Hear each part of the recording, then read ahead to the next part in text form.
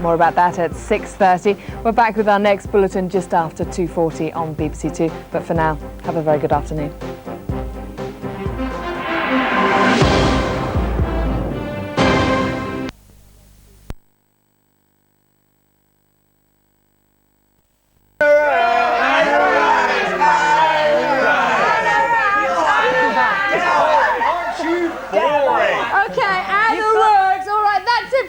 Show. Please join me again soon for another Vanessa. Lots of love and goodbye for now. Bye-bye.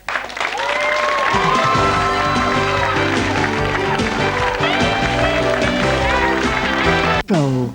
A familiar tomb. London Bridge. Cliff? Tonight, 6:30 on Carlton. Like, I'm in a bikini. And he says I'm not fully clothed. Or my t-shirt's too see-through. And I say, look, when I met you, I had a skirt on up to here. And he said, but that was okay, because I didn't know you then. Be body, be soul, just be. CKB, the fragrance for people. Calvin Klein.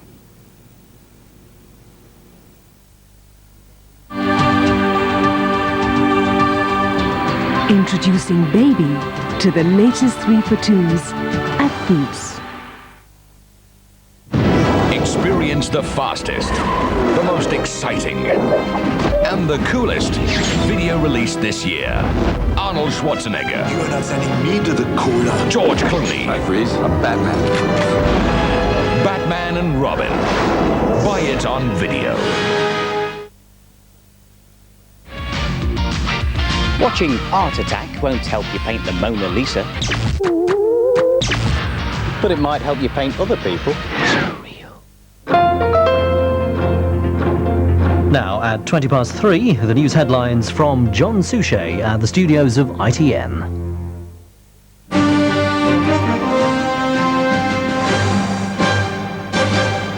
Good afternoon. The meat industry is reeling from another announcement about the dangers, however small, of getting BSE from British beef. The Agriculture Minister, Jack Cunningham, is about to announce a ban on the sale of all beef on the bone, including T-bone steaks, oxtail and roast ribs of beef. Only about 5% of beef is sold on the bone in this country. Now it looks set to be banned from sale. Researchers have found traces of the BSE agent in nerve endings attached to the bone and are advising the government to ban on-the-bone cuts of beef. If I'm given independent scientific advice that there is a small, very small risk, and I didn't act on it, then the credibility of British beef would be undermined, as would the credibility of the government. I'm delighted that the government have reacted immediately, made their advice public, and in fact are going to have boneless beef on the market. Some commentators are surprised at the timing of the announcement. I think this is completely baffling. It seems to fly in the face of all the previous scientific advice we've had. And frankly, I think for most beef eaters in Britain, as long as they're eating British beef, this is irrelevant. It's only a tiny bit of the market, but it's very curious that they should come out with this particular statement now. Previously, concerns about infected meat centred on spinal cord and brains of cattle. There are now fears among the industry that consumers may again be put off beef. Restaurant chefs around the country are now wondering exactly how and when their menus might be changing. Lauren Taylor, ITN. Prosecution lawyers in Boston have failed, for now, to get Louise Woodward sent back to jail. They wanted her behind bars until after her appeal was heard. The appeal court judge said no, but Louise will have to stay in Boston over Christmas. Can we ask how you are? It's now 3 weeks since Louise Woodward's conviction for murder was reduced to manslaughter. Her return to a Boston court today would decide whether she would begin her journey home to Cheshire or be sent back to jail. All right.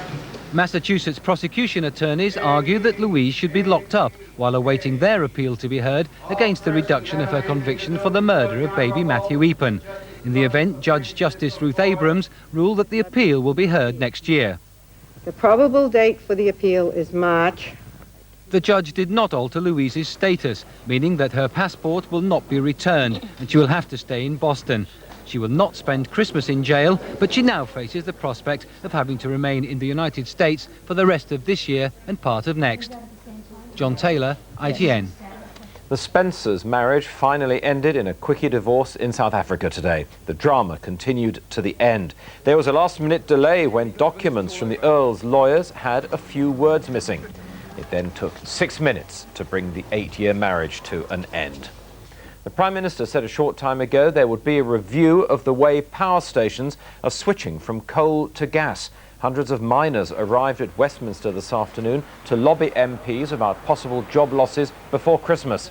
The miners are worried that the growing use of gas-fired power stations is threatening the future of their pits.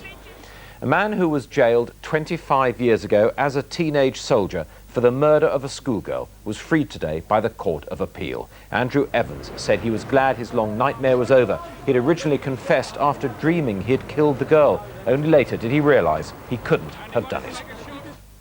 Back to the main news. The government's announcement on banning sales of beef on the bone is due any moment now. We'll have full details on the early evening news, reaction of course from farmers, and we'll speak to shoppers and explain exactly what meat won't be for sale. That's at 5:40.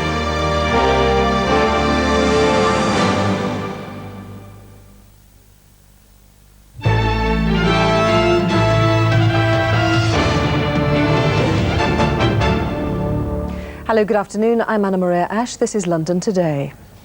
The RSPCA has suspended its policy of giving dogs to police forces.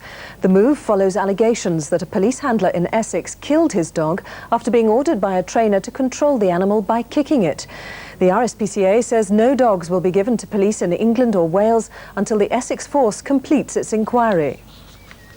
It was Essex Police Dog Unit's proudest moment, February 1994, and 10 puppies bred by the force are introduced to their new handlers, a pairing of man and dog united in the fight against crime. But 4 years on, and the public image of the force's dog unit lies in ruins. This Alsatian, Asa, seen here with his handler, PC Mark Needham, died 2 weeks ago during a training session at the force's school. The police officer was allegedly ordered to kick his dog for being disobedient. Asa suffered a ruptured liver and bled to death.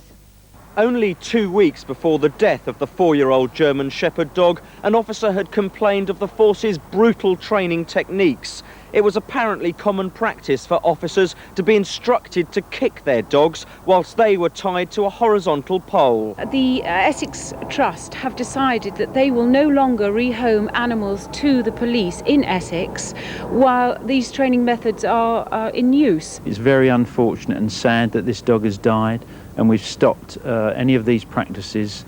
We've removed those people who have been involved in the training of those dogs, and the inquiry will be thorough. PC Needham is said to be devastated by the death of Asa. He's been taken off the dog section until the inquiry is completed. In Harlow, this is Glenn Campbell for London Today. MPs are demanding the resignations of the Chief Executive and the board of the Royal Opera House in Covent Garden. Members of the Commons Culture Committee have compiled a scathing report on the Opera House management. They write of incompetence and disastrous misjudgments. They say Culture Secretary Chris Smith should take control or end the Opera House's £50 million a year Arts Council subsidy. The building is currently closed for refurbishment, costing £200 million, £78 million of which is a National Lottery grant.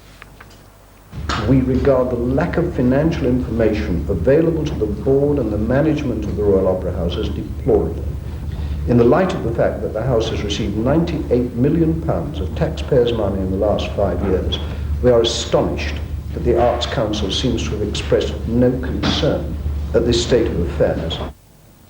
The Cypriot fisherman who was jailed for knowingly infecting an Essex woman with the HIV virus is seeking early release from prison. Pavlos Georgiou has appealed to the Cypriot president to pardon him on humanitarian grounds. He was jailed for 15 months for concealing his condition while having a relationship with Jeanette Pink, who's from Basildon.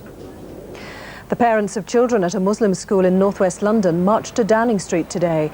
They handed in a petition protesting about a delay in government funding. The Islamia school in Kilburn was recommended for grant-maintained status a year ago. And that's our afternoon news. Join Alistair and me for London Tonight. As the royal family marks the 300th anniversary of St Paul's Cathedral, we'll have a special report on one of London's best-loved landmarks. That and much more at 6 o'clock. Till then, have a good afternoon. Bye-bye.